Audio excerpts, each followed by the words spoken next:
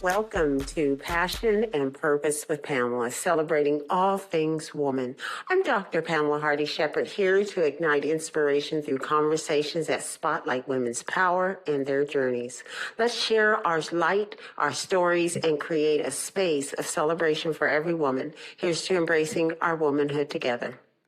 Welcome, everyone. Today's guest is the kind of leader who doesn't just shape organizations, she shapes people who shape organizations. Donna Fortenberry is a strategist and executive coach with more than 20 years of experience developing high-performing leaders and building cultures where both people and performance thrive. She has served as a trusted advisor to executive leadership at BP, Pentanor Water Filtration, and GE Healthcare, guiding strategy, strengthening leadership capability, and navigating complex work challenges with clarity and conviction. But Donna's work goes far beyond corporate walls. In nonprofit spaces, she chartered and led the first human resource team at COA Youth and Family Services. She has advised leaders across the National Panhellenic Council and developed strategic plans for faith-based organizations, bring strategy, structure, intentionality, and cultural intelligence into environments where mission and people must align.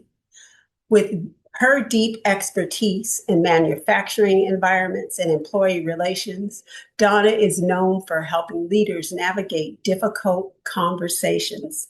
She has the ability to help them strengthen accountability and design inclusive systems that support engagement and measurable results. She doesn't offer theory. She offers practical, results-driven strategy grounded in experience. Donna is a SHRM certified senior human resource professional and associate diversity coach through the Institute of Transformative Coaching. She is a member of the International Coaching Federation and Executive Leadership Council Fellow. And she believes learning is not an event, it is a lifetime commitment. Her signature speaking topics include leading with intention, aligning values with impact, emotional intelligence and action, pivoting with purpose, leading through change, executive presence without performance, shaping cultures that perform and belong, inclusive leadership in today's workplace. If you ask Donna what fuels her professional life, she will tell you it begins at home. She is first a wife, a mother. Home is her sanctuary where love and faith and ambition and purpose intersect. Travel, both domestic and abroad, serves as her classroom for cultural growth and intelligence. At her core, she is driven by purpose, service, and a long life commitment to giving back. Please join me in welcoming Donna Fortenberry. Hello, everyone, and welcome again back to Passion and Purpose with Pamela. Today, we have Donna Fortenberry with us. And Donna, I've already introduced you. If you could just tell me a little bit about yourself from your own words. Having me. So I'm looking forward to this conversation today, but to tell you a bit about me, well, I'll speak to you from a professional standpoint and then tell you a bit more about my leadership from a civic perspective. But I've spent over 20 years working for large global corporations in the human resources space, what we now call people and culture. So it's been helping leaders and decision makers in the organizations to basically set their people strategy and understand from the standpoint of attracting talent all the way until they leave the organization, what do we do with our people? So that's everything from, hiring, recruiting, to talent development, to special programs for different people in the business. As the companies were setting out their strategy for what they do, what they produce, what they sell, what do they do with their people to make sure that it's aligned. And that was my role. I've been the chief of staff to the global head of diversity, equity, and inclusion because I have a lot of DE&I in my background. But my last role before I left my last company, which was BP, was I was the head of people and culture for the Gulf of America. So all the oil rigs out in the Gulf, my team was responsible for from a HR standpoint. I've since left BP, and now full time I am the CEO of Donna Fortenberry Coaching and Consulting. So I'm really excited about this new journey. In addition to my leadership, I've been a member of Seeking Government Road Sorority Incorporated for 25 years, and I've been financial and active all 25 years. And it is hard work that I get to do, and I get to um, work with community partners, with the women in my chapter to try and enhance the quality of life for other people. I firmly believe that when much is given, much is required. Yes. So I have to do my part to help the individuals in my community and my surrounding community, help them meet their needs, whether it be a hot meal or a woman getting a mammogram that she wouldn't have gotten if our support wasn't there, scholarships, things of that nature. So supporting my community and being a leader in that space is in my DNA. It's sort of, the women in my family or my family members in general have always been individuals to sort of give back. So that's just sort of been ingrained in me. And today I am the president of the Gamma Phi Sigma chapter here in Houston. So it's the second year of my term. And we're doing some exciting things in the chapter. I'm really proud of my chapter. So it takes a lot of time, but I thoroughly enjoy it. I love working with phenomenal women because we come from all different walks of life. And I learned so many different things about my own leadership leading this chapter. And then from a more personal perspective, I'm a wife and a mom. So I've been married to my husband for 18 years. Wow. And he is just, we have so much fun together. That's my buddy. So I love being his wife, and he's very busy in the community as well. He leads a Masonic lodge here in Houston, also a member of Kappa Alpha Psi. So the civic leadership is something that we have in common, and we talk about often, and share ideas, that kind of thing.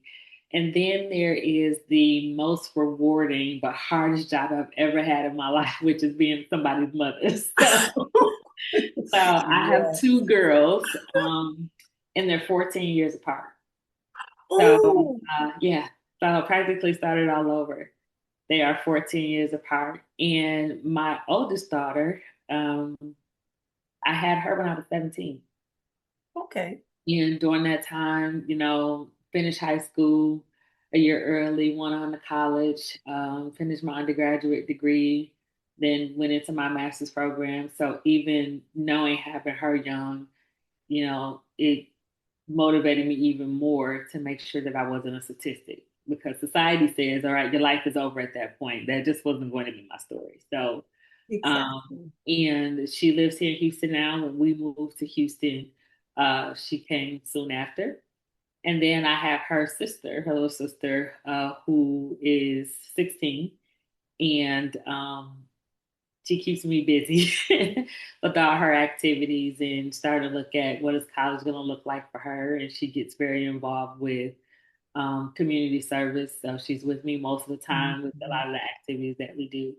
So I'm not originally from Houston. I'm originally from the Midwest. I'm from Milwaukee, Wisconsin, but I moved a little bit to get to Houston. I've lived in Chicago for about 14 years. I lived in South Carolina, and now here in Houston. So I've moved around a bit for when I work for these different companies. But Houston very much feels like home. It's probably going to be where we'll be for the foreseeable future. I love, love, love to travel. So we're starting to talk about, is there a second home somewhere at some point? But right now in life, I'm just really focused on being a full-time entrepreneur now and getting ready to relaunch my website because the company existed since 2017. But Wow. I just didn't have the space to really put into it what I wanted to, still working full-time for someone. But when I had the opportunity and started to look at where my career was going with the company, I said, now is the time. Did a lot of reflecting, a lot of praying, and a lot of, if I don't do it now, will I ever do it? So the actual relaunch of my website and relaunch of the business is May 2nd. And we're doing a virtual meet and greet on not May, March. Sorry about that. We're doing a March 9th virtual meet and greet. So I am so excited about this journey and I can't wait to pick up more clientele and be able to kind of help leaders be the best version of themselves. Wow. The first thought that came to my mind was you are one diversified individual that has a background. But then the second thought that came to my mind was, when does your book come out? Well, there's it's coming, and it's interesting that you say that because I've always known that there's a book in me, but I'm a person I would say with a lot of ideas, and I have to pace myself to not try to do all of them at the same time. Mhm. So I also write poetry, and there's very few people that I've shared the poetry with. And more recently, there is a friend of mine who is a publisher and I showed her a couple pieces and she was like, let's go, let's do it. And I'm like, not right Wow. now. And so my thought process, is it a book of poetry? Is it a book to help other women? Is it a book to talk about leadership? At some point it may be all three. I don't know. I think right now I'm focusing on really making this business what I believe it could be. And then we'll see if there's a book somewhere in the future. Okay, okay. I love that because I heard so many things in there, and there's so much to grab onto.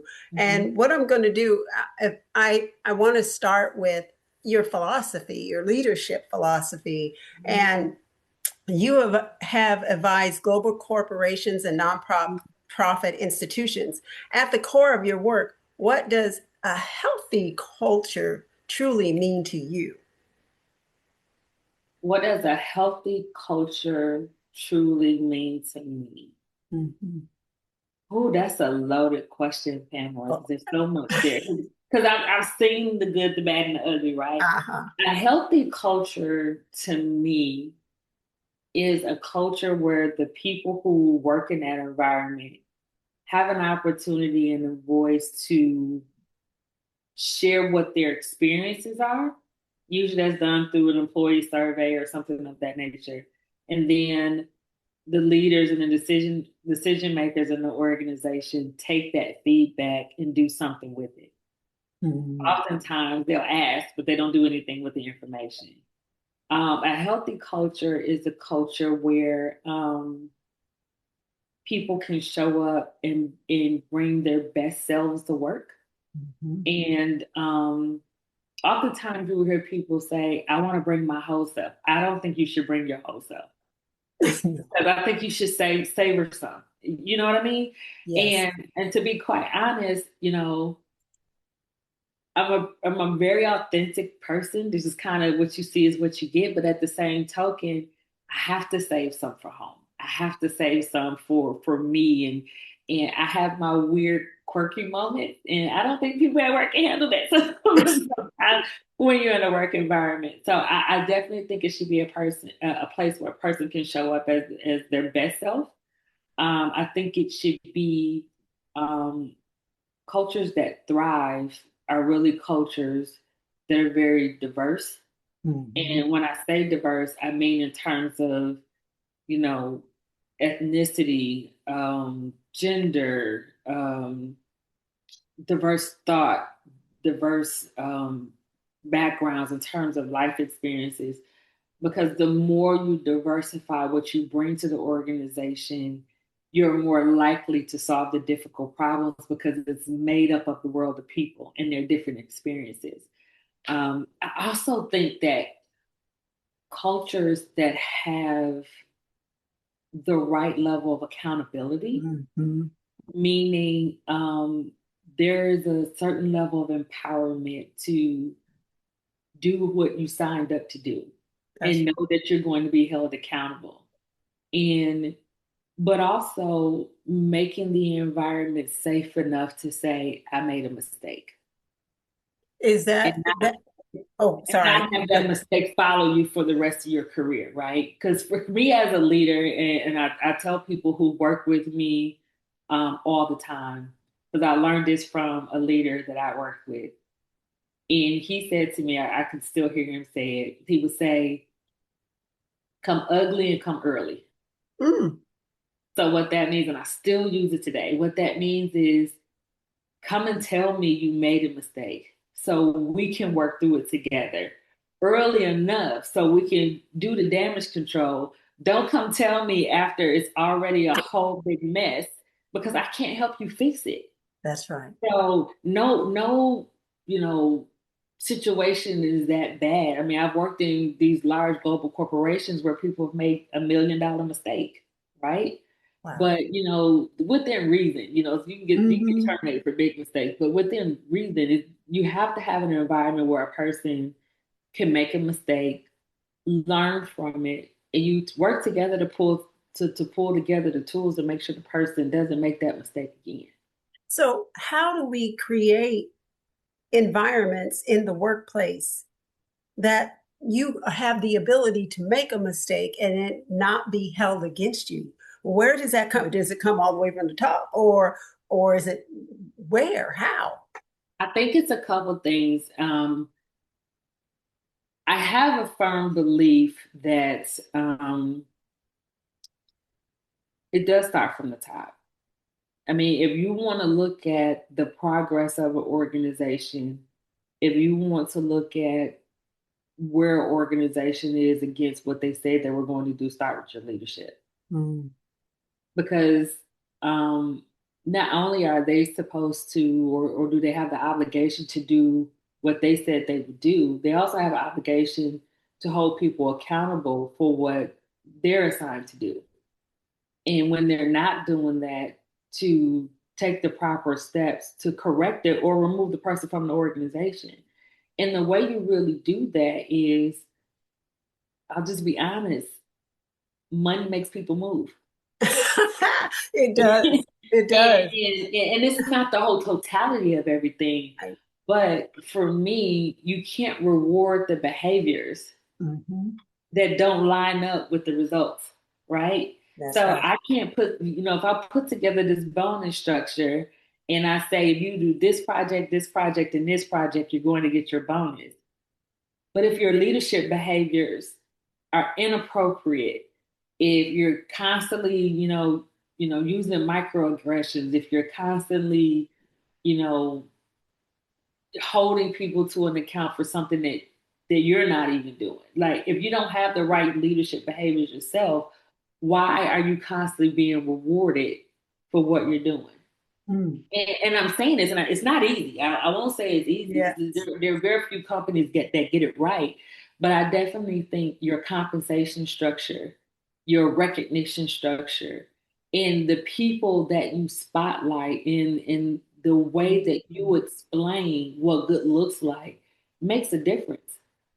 It does. It does. And I was listening about, excuse me, behavior. And you said something about microaggressions. And people can say, I don't know that I'm even doing that. How do we train our people? And how does that show up in the daily run of the organization? And how do we train them? I mean, I got so many questions. They're just all over the place because I've worked in corporate America and it is, when I think about it in terms of how, when you show up and and the first thing you see is the organization and you're coming to actually not monitor it, but look at the organization to see what are the issues in that organization. What are some of the first things you look at? We'll go there. Well, for me, it's a whole go see and assess. A lot of times, when I'm starting out working with the organization, it is asking a lot of questions, and there's some basic things that I will ask. And it is, when is the last time you did an all-employee survey? Can I see what those results look like?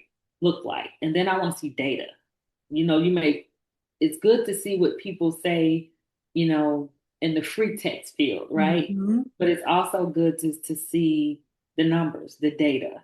Do people in your organization trust leadership? Do they feel safe if it's kind of like a manufacturing environment or any environment, right, where safety could be an issue?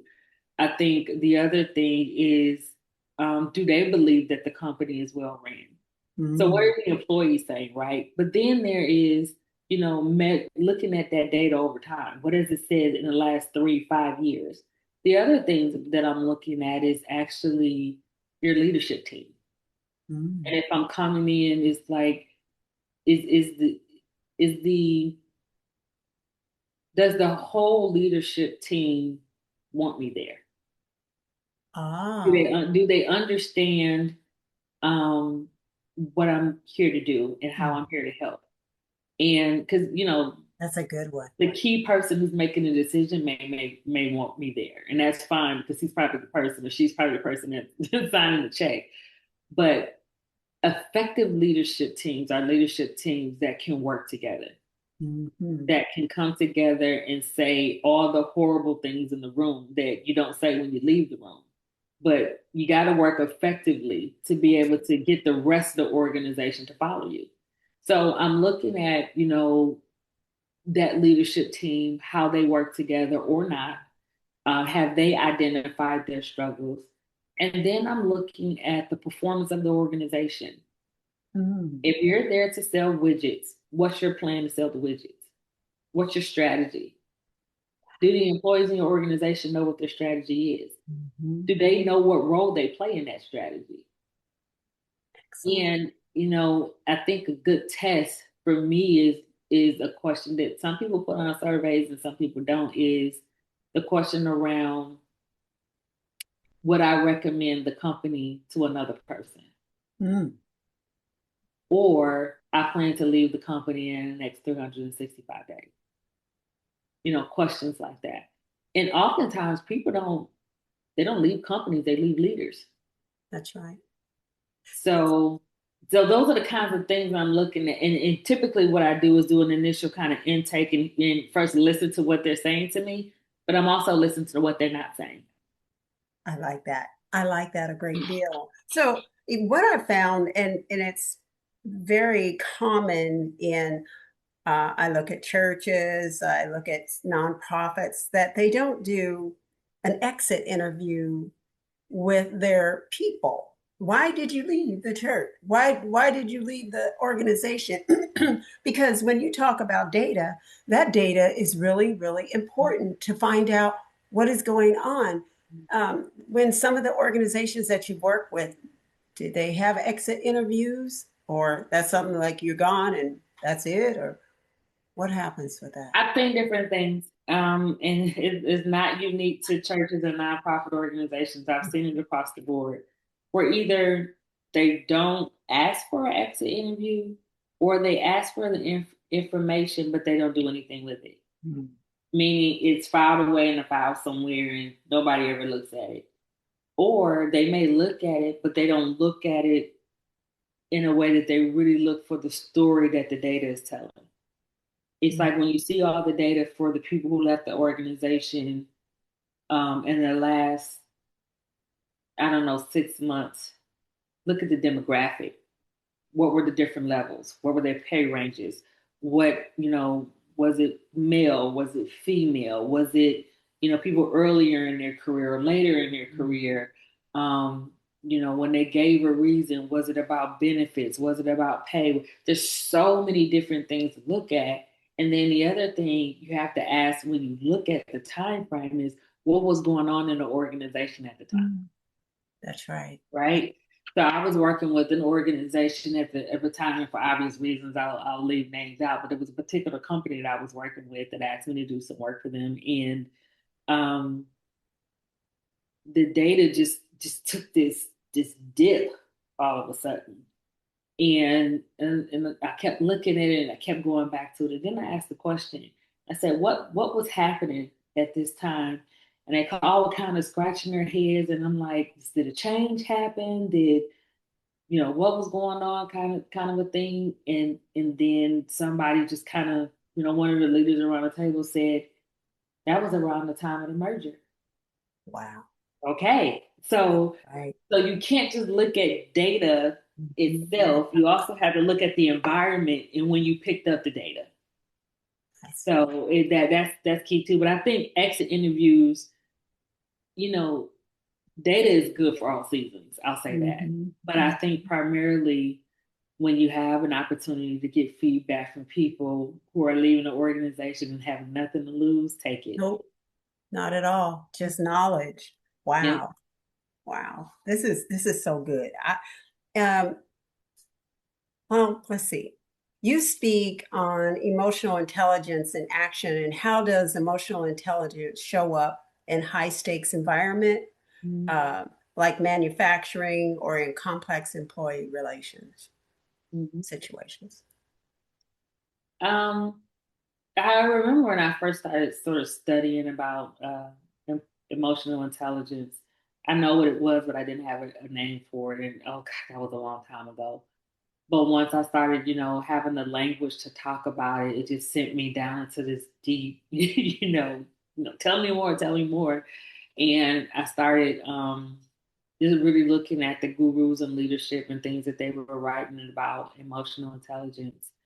And just as much as it's about me regulating my own emotions, it's also using my skills to regulate the emotions of the people who are following me, because they're watching what I'm doing and what I say and how I move and how I communicate with them is helping to regulate their emotions. And the biggest thing for me is I've just been in environments that are very complex, very layered and matrixed organizations, but also most of my career have been supporting manufacturing environments where if you're not careful, somebody could seriously get hurt or die. And unfortunately, I've worked for companies where that's actually happened.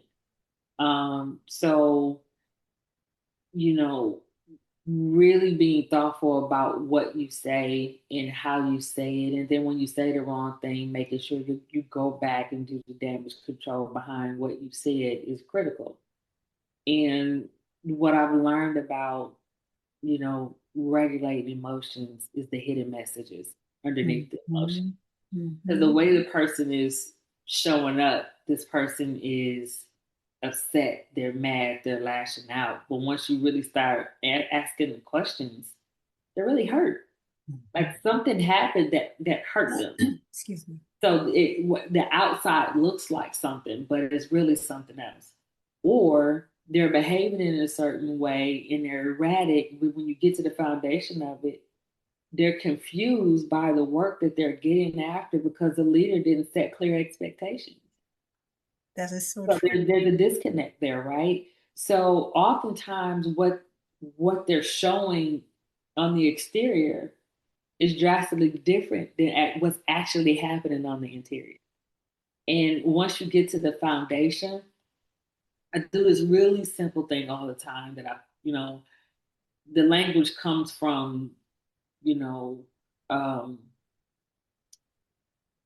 the quality space, but I use it, I guess you can call it quality, but I use it in very personal terms where it's the five whys. When you're in a situation where stakes are high and the room is uncomfortable and everybody's it's chaotic, you gotta start asking yourself why. Well, why is this happening? Because of this. Okay, well, why? And ask yourself why at least 5 times. And what you'll quickly find out is again the exterior of what's going on is is really, there's some hidden messages here that it's really about something else. And once everybody involved kind of takes a step back and answers some of those questions, you can get to the foundation and really do something with the information that you learn. So, say I don't work in corporate America, I just work at an everyday kind of job. And maybe I'll describe that as it could be retail, it could be fast food, it could be, like a service of some kind, a mail service or something. How do we look at that in terms of the people, the leadership, and how I feel like how I can be treated? How does that affect me? Because corporation, I don't work in corporation. I work in an everyday job serving the public. How does that affect me in terms of the leadership in my company? I know that I'm trying to make sure that our listeners understand you don't have to work in corporate America to need a strategist to come in to help you do what you do, because you named many things about behavior, asking the 5 whys and so on and so forth. So I really want you to, if you can, just kind of help us. I can't think of a job right now, but I don't work in corporate America. I work in Goodyear, or well, that's corporate. Lord have mercy. Some other type of job. If you can think about it, Well, I think of those as like frontline positions. Okay. Positions where you're customer facing, you're immediate to the customer, or it's not a desk job. And regardless of where you are, corporate America, the post office, every job to make this economy work is needed. And at the foundation of it, we are all complex beings, no matter what the environment is. And I talked about, me as a leader having to regulate myself as much as I'm regulating the emotions of other people that I'm working with. But from a very personal perspective, I'm responsible for me. That postal worker or that whatever the job is, frontline, you are responsible for you. You can only control the actions of yourself. And the actions that you take, you have to accept whatever the result is after the decisions that you make. So I really think that individuals have to really practice and get good at self-control. Not every behavior or every action requires a response. And you have to be thoughtful about what's at risk. Now, notice that I didn't say that you just lay back and accept everything, because I'm not saying that either. I just definitely think that you have to start with yourself first. Whenever something blows up, something doesn't go the right way, the first question that I asked myself was, what was my role in it? That's excellent. What could I have done differently? What did I do in this situation that created whatever this is? And then there's this method of giving feedback called SBI. And it works in all situations. It's telling a person what was the situation, what was the behavior, and what was the impact. Say that again, please. It's situation, behavior, and impact. It's called SBI. So if you and I are, let's say you and I are somewhere at a community service project and we're working on something together, and you did something that just really got under my skin, there's a way that I can really quickly give you some feedback on it that removes a lot of the emotion and get us to a space that we're ready to talk about it with less conflict. So I can come to you, Pamela, and say,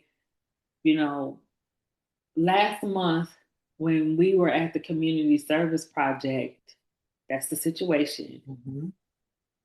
You went and changed the procedure on how we were going to handle the people coming in after I had already told you this was the plan. That was your behavior. What that created was complete confusion, and it made it look like I didn't know what I was doing and what I was sent there to do. So it had an impact on my credibility. I just explained the impact to you, right? So the situation, this is what your behavior. So then once you have all of that, you know exactly where and when it happened. You know what your behavior was. You know how that made me feel. So then you have a responsibility as my partner in service to say, hey, I can take this. Hey, Donna, let me take this away and process this a little bit, and then let's talk about it later so we can get through the service project. Absolutely, that's fine. Or because you have this information, you're a mature professional woman, what you can say to me is, I didn't realize I was doing that. Mhm. I apologize.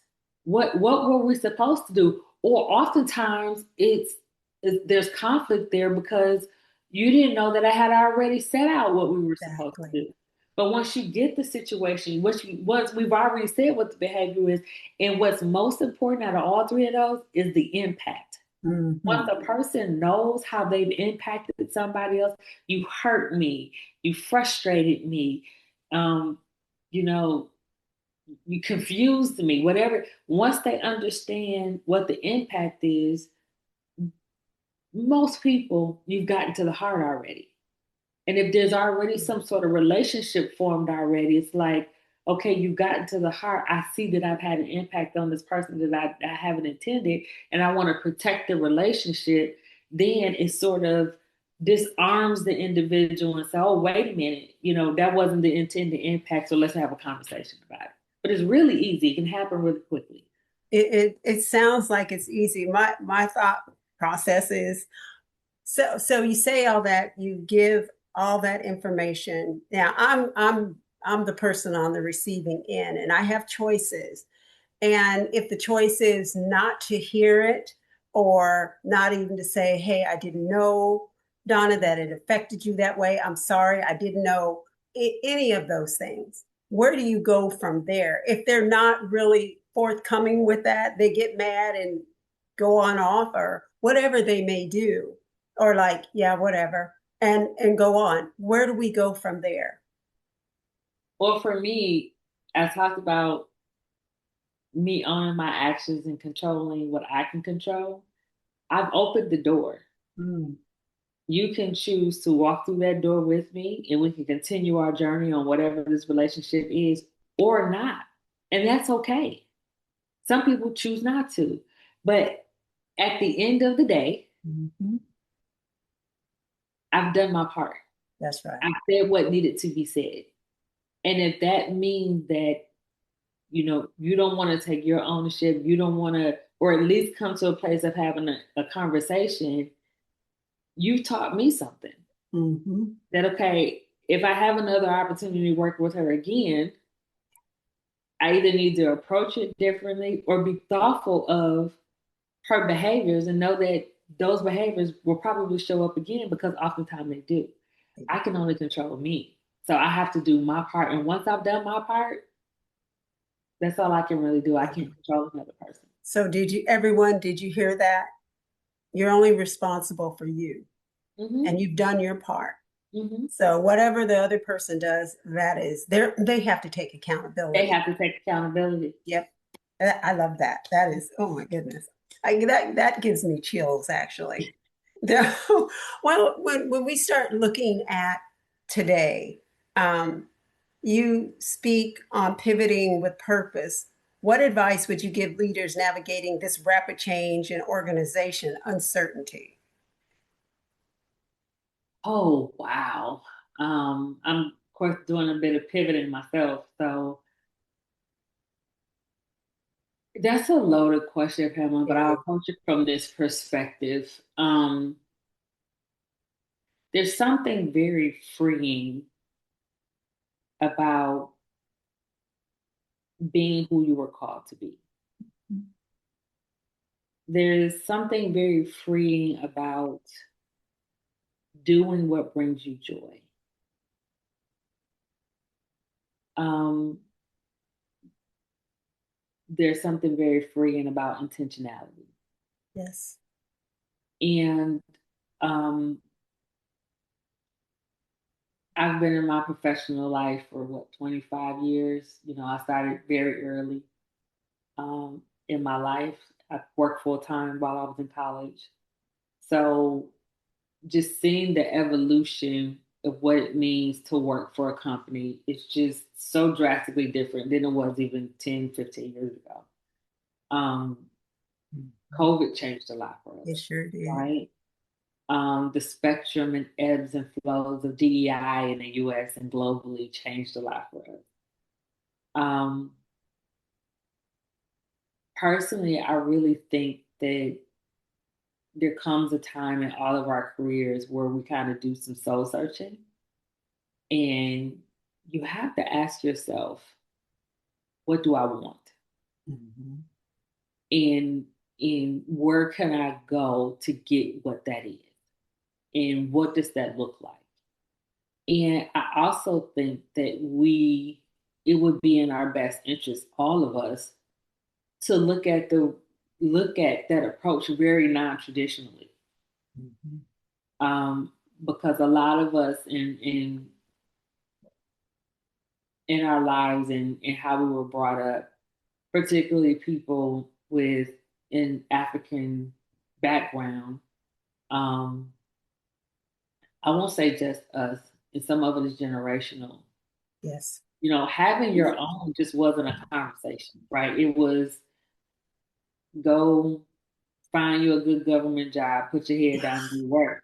But now, like, want to find a government job. No, no. So, I mean, so you have to be able to evolve as the world evolves.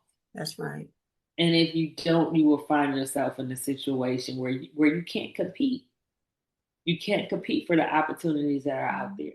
And what's so different this day and age, making a living 9 to 5 is just not the only option, No, right? not. It's not the only option. There's so many different options in, when I think about, content creators and what people are doing with social media.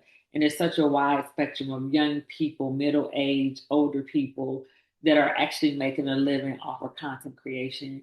But then, I can recall talking to an Uber driver and getting into the car and just having a very Uber driver different experience than I had ever had. And when I got in, the questions he asked me about my ride and, the water in the console and how clean the car was and it smelled good. And we got into a conversation on the way to the airport, and he's like, I do this full time. I'm able to take care of my family. I wasn't able to do it before, but he had figured out where was his peak hours and what part of the city was he in. He had gotten to the point where he could turn away certain customers because, whatever the case may be. Yes. But he's figured out the niche and he's figured out how to be an Uber driver that can actually make that a full-time living. He's got his thing, his niche.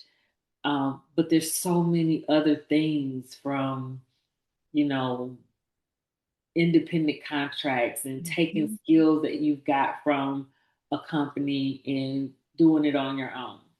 There's so many different avenues, but then there's still a lot to be done. If entrepreneurship is not your lane, is not something you want, there's still creative things that you can do within the company, job sharing, or hey, I'll be an independent contract, work these many months, but I'm always off during the summer.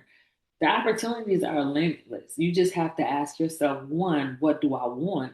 Mm-hmm. And two, what is the journey going to look like to get there? Because you may not be able to get all those things up front. But That's right. what are you willing to do? How are you willing to upskill yourself that it makes sense to whoever you're working with to say, absolutely, we kind of do things on your terms because you bring the skill or whatever the service or the product is to the table that I need. So yeah, let's go ahead and do this in a very non-conventional way. It's possible. See, I think this is truly what people need to hear in this time because you said, what do I want? Do some soul searching. I like what you said. I mean, job sharing, people don't even think about that. They think that they have to continue doing what they were doing before. And honestly, I could never imagine myself doing this at 70 years old. I was like, I'm not doing this, but it's fun because I believe every woman has a story, and I'm listening to your story. Your story is powerful. And other women need to know this because if something didn't work out, oh, I got pregnant when I was 17. Okay, well, people do feel like your world has ended. It is up to you. It doesn't matter how you start, it's how you finish. And so I just love what you are saying. And people, please pay attention. And we'll have her information in the notes. So if you need to get in contact with Donna, because you don't have to stay there. You don't have to stay Oh, there. absolutely not. You do not. Absolutely not. You know, For me, I think um, sort of the game changer that I'll first start with my faith.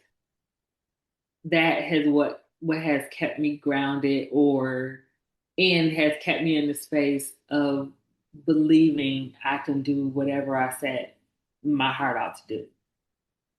The other thing that has put me in position to explore and pivot and think about what is my life going to look like, um, whether it was working in corporate or not, or the different moves that I made in between corporate, was my financial stewardship. mm-hmm. Mm.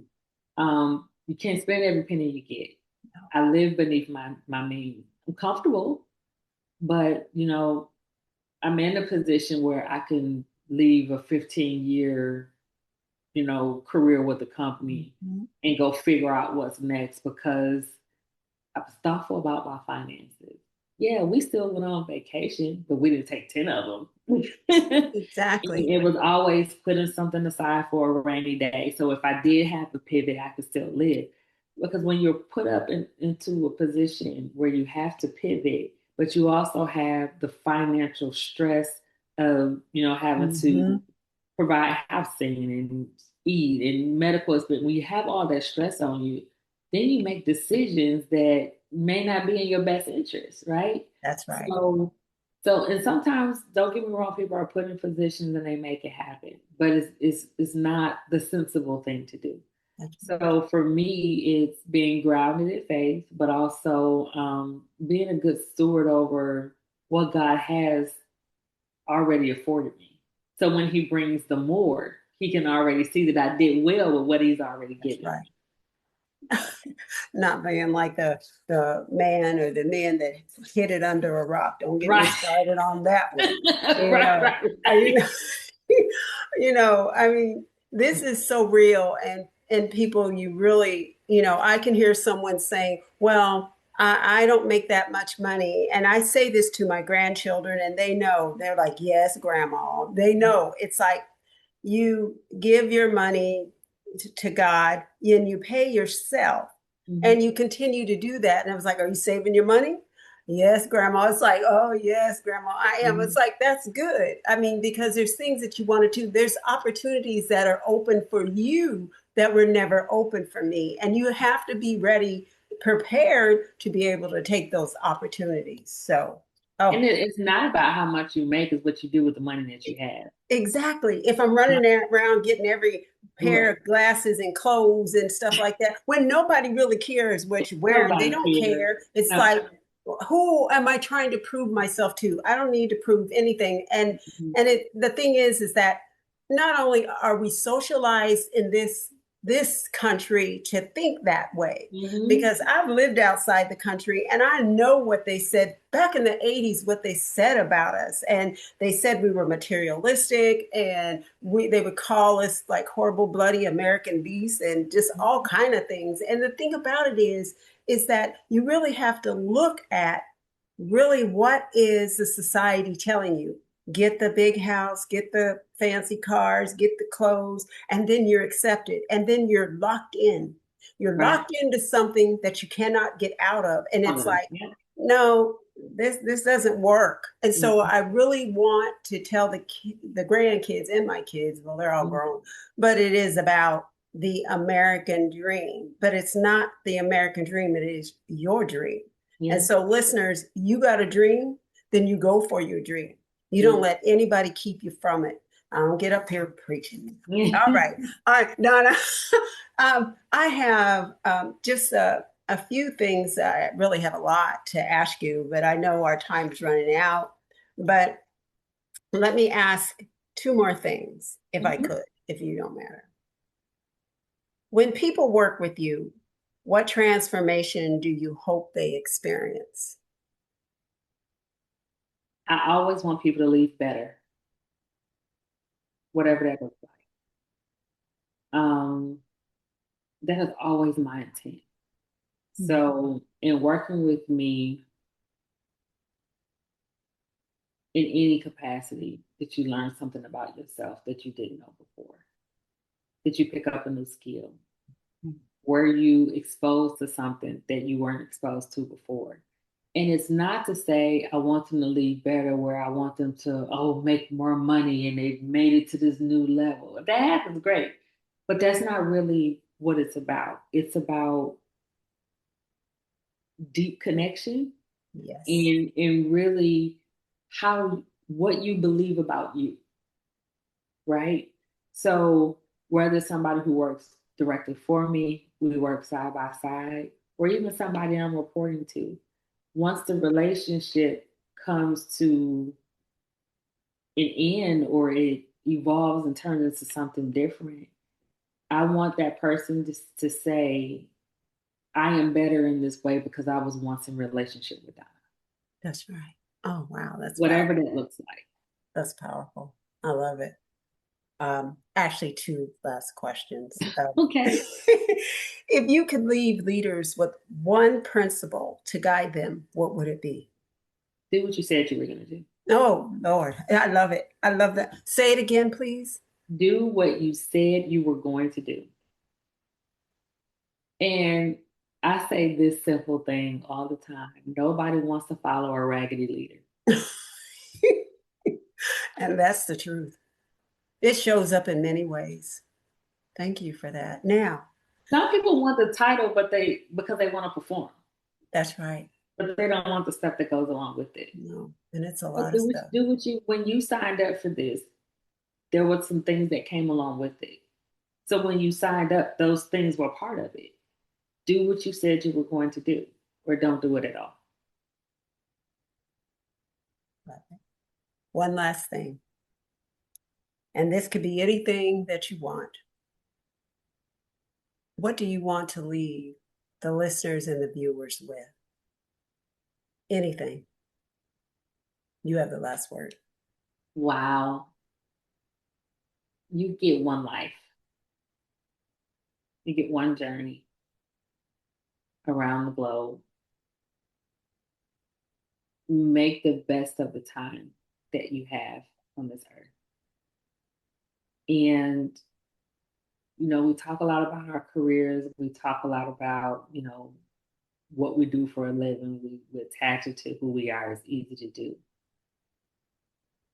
But I challenge people to look at the wholeness of their lives and make a decision at some point as to what you want that to be. What does your best life look like? What does it look like spiritually, financially, civically, vocationally, educationally? And when you figure out what that is, be ready to ebb and flow and pivot as your environment changes. But at the end of the day, do what brings you joy. Mm. If it does not bring you joy,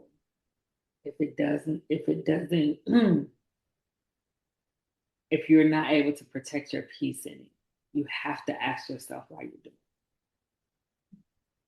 And you'll be much better for it if you follow the thing that gives you joy. Thank you. Thank you so much for coming on here. I know you all will take that and go with it. And thank you so much, Donna, for being here today. We appreciate you. Thank you for having me. You are so welcome. Goodbye, everyone. Thank you all for joining us today on Passion and Purpose. It's been wonderful to connect with you, and I hope you found our conversation as enlightening and inspiring as I have. A huge thanks to our guests who contributed to the discussion and shared their experiences and insights. Your stories are the heartbeat of this podcast, and it's a joy to explore our passions and purpose together. I'm Pamela, reminding you to live with passion and purpose. Until next time, take care and keep reaching for your dreams.